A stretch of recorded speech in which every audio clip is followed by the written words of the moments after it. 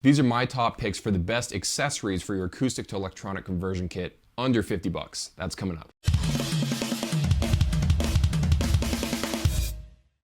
What's up guys, Justin Greenwald here, welcome to 65 Drums. This is the place to keep on top of all things Edrum related, so consider subscribing if you haven't yet.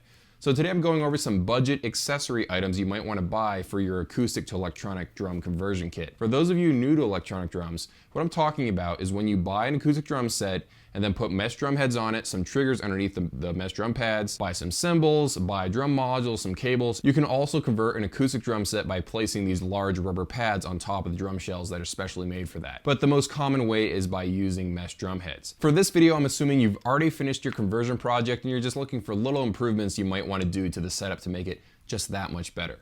Let's start off with the first one. Think about buying an extra drum trigger, especially if you want to play out with this drum set. Sadly, triggers don't last forever, so having an extra one on hand is really handy. There are a couple of options you might want to look at. Edrum Redshot is a great trigger for only 15 bucks and it's a one zone. Works really well. I used to own one until I broke it, but that was my fault because I tipped over the drum and it landed on the Redshot trigger, actually snapping one of the cables. So it's not indestructible, but as long as you don't tip it over and break it, it's a really nice, accurate trigger for 15 bucks. It's my top pick for a cheap drum trigger. If you want to go a little bit higher, I believe Jobeky sells some $40 to $50 drum triggers that are dual zone, so that's rim and drum head. Just be careful, their shipping costs are really high since they're out of the UK. If you're from the UK, it's a really, really good deal. Another great use of an extra drum trigger is if you buy item number 2 on the list, an extra snare drum shell. So if you look around on Craigslist or even like Music Go Around, you can find one for 50 bucks, believe it or not. Remember, in our situation, we don't have to worry about the sound quality of this snare drum. You just want to make sure it looks kind of decent on the outside and make sure it isn't warped, and then you can just use it to trigger an electronic drum module. It's really, really cool to have that extra side snare. I'm personally using a roll-in side snare. It's really cool to have that extra sound. For me, I've tried a variety of different sounds. I've used like an EDM dance snare sound on there. I've used an 808 snare sound on there. I've put a piccolo sounding snare on there. It's really cool when you're doing some kick snare work and you've got your left hand on like a lower pitch snare drum and your right hand on a higher pitch snare drum. It creates a really full, unique sound that's really fun to play along with. So there's a lot of things you can do with an extra side snare. And again, it's only 50 bucks for an extra shell. You can buy an extra drum trigger for not that much. And number 3, think about picking up an extra mesh drum head. So there are a bunch of different options from a ton of different companies. The reason why you might want to buy an extra mesh drum head is because it's just really handy to have one on hand. Even if you don't want to upgrade your current conversion electronic drum set, it's always good to have at least an extra snare mesh drum head on hand. And you can pick up like a Remo Silent Stroke for 15 bucks. It's not the ideal mesh drum head. It's cool just to have an extra one on hand. Look at guitar players, they always go around with extra strings because you never know when you might break them. And if you look at like acoustic drummers, they have extra drum heads when they're on tour. So it's a cool thing to always have in stock extra in case you accidentally go through one when you least expect it. Another cool accessory under 50 bucks is a drumstick bag. This is for all drum sets, on regular electronic drum sets, acoustic drum sets, conversion drum sets. They're really, really handy. Now, if you've never used one, you might be thinking, well, just who needs a stick bag? I can put them on the floor, all my extra sticks. I don't need to buy a $20 stick bag. It's just one of those things that makes your day a lot more convenient, especially if you lose a stick in the middle of a song. It's angled at just the right position where you can quickly grab an extra drumstick. We've all had this happen where we tried to put our extra drumstick on the kick drum and then it sort of slid off while we were playing the gig. So a stick bag just makes your life a little bit more easy. Get a kick drum patch for your mesh drum head.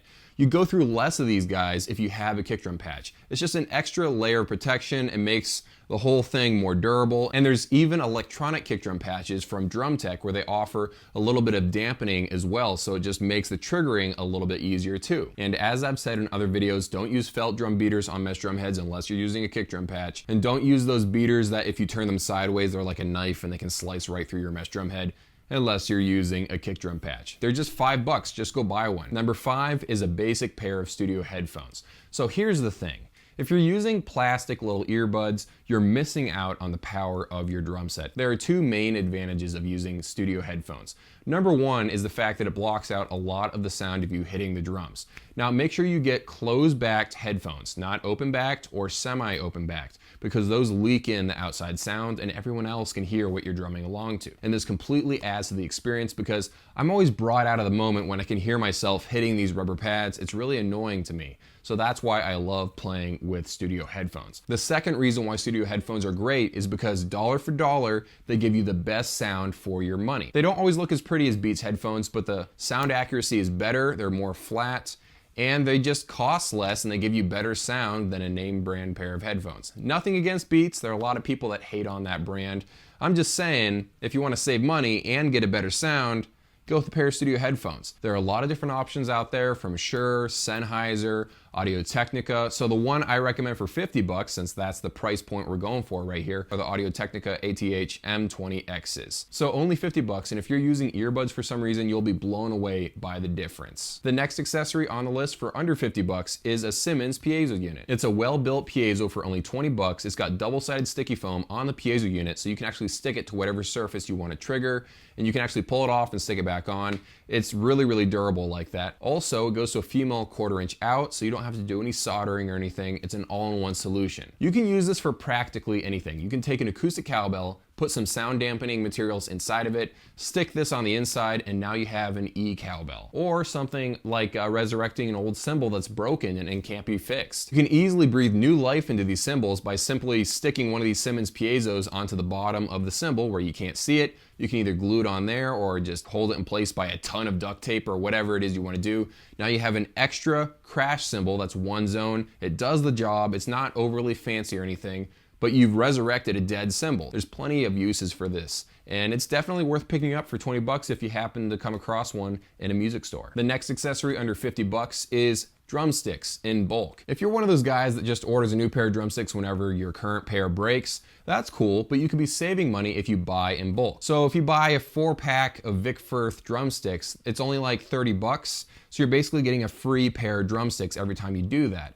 Or you can go really crazy and buy like a 20-pack for $27. You can basically buy a barrel of unmarked drumsticks by your favorite manufacturers. They're always selling these unmarked drumsticks. They're made by the name brand companies. They're just piles of random drumsticks. You'll have to pair up the drumsticks that are about the same width and about the same drum tip on the end. But again, it ends up only being like $2 a pair. So going the unmarked drumstick route might be the better way for you if you're on a budget, and you can save a lot of money this way. Here's something you may not have thought of.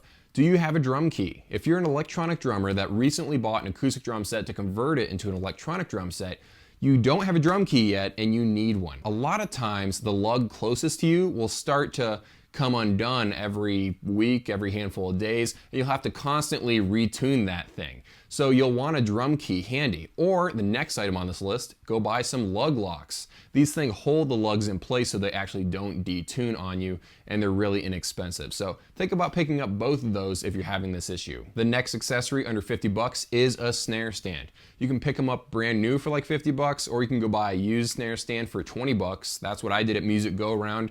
20 bucks, man, I'll buy that any day of the week. And what I did was I put my second tom on the snare stand and made it into a first floor tom. That's really cool, and you can do that because it's electronic drums. You can assign whatever sound you want to it. A year or two ago, I switched my setup to having one high tom and 2 floor toms, and I just really, really like this setup, and I've never really gone back to the old way. It just makes me a more creative drummer when I'm doing fills for some reason. Here's something you may not have thought of. If you're getting a hi-hat pad that goes onto an acoustic hi-hat stand, make sure that hi-hat stand has a rod that actually locks into place and doesn't keep spinning round and round and round. With acoustic cymbals, it doesn't matter. The logo keeps spinning round and round, doesn't really affect the sound or anything. With electronic cymbals, usually only half the cymbal pad is triggered. The rest of it is just there for looks. So you gotta make sure it doesn't spin around because the cables get twisted and you'll end up playing on a part of the hi-hat that doesn't have any trigger elements on that side. So if you get a hi-hat stand that has the hi-hat rod that just, it screws into place and it doesn't spin, that is definitely the way to go. Not all hi-hat stands have that, unfortunately. Here's another thing that's easy to forget. If you're converting your acoustic drum set into an electronic drum set, now you've got this extra box and you got to figure out where you want to put it. So that, of course, is your drum module. One way to solve this is just to take a bar stool and set your drum module on that. It's exactly the perfect size for a Roland TD-30. What I do now is I took a small piece of a drum rack and I have an extra snare mounted on that, an extra cowbell, and of course the drum module. It works pretty well for my situation. You can even buy a dedicated stand that you can screw into the bottom of your drum module. You'll just have to figure out what your drum module has as far as mounting gear goes. All right, one last accessory for under 50 bucks. A drum rug. If you don't already have one, they are a must-have if you're gonna play out with this drum set. It keeps your drum set from scooting around. I remember one time I was playing at this gazebo and my drum set just scooted forward 1 or 2 yards, and I kept having to move my drum stool along with the drum set as I slowly crept towards the front stairs. It was incredibly annoying, and I didn't have a drum rug to save myself. So drum rugs are incredibly important. I know what you're saying right now though. Drum rugs cost 150 bucks. You said under 50 bucks. Well, here's the thing. You don't necessarily have to go buy a DW drum rug. Those are, of course, the best possible thing, but you can go find an old piece of carpet and that can be a drum rug. I kind of got some rough measurements of how big of a drum rug I wanted. I then took a pair of scissors to an extra roll of carpet we had from when we did this carpeting project in our house a few years ago, and I just cut out a drum rug. Or you could just go buy a regular rug from Walmart. If you're creative, you can find a drum rug for under 50 bucks. I thought it would be cool to make a list of budget accessories. Not everything you do to your electronic drum set has to be $200, $500. You can still improve your drum set for just 50 bucks here, 20 bucks there. There's a lot of little improvements you can do with that kind of money. Hope you enjoyed the video. Thank you so much for watching. See you in a few.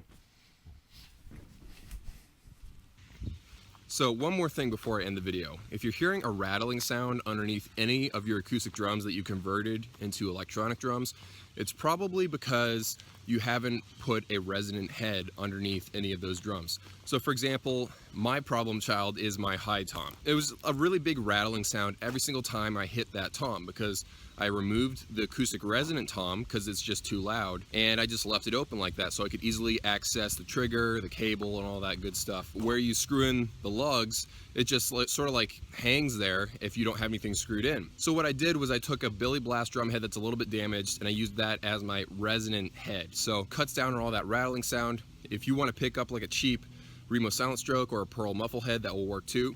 Or you could take your acoustic resonant head, just cut a giant circle in it so that there's no drum head there, just the outer ring. That way you can stop any of that rattling sound. So think about that. Second thing I want to mention is I have a new t-shirt in my t-shirt store. If you want to pick up this or any of the other designs I have, I'll leave a link in the description below. I'm going to go work on editing this video. I'll see you guys later.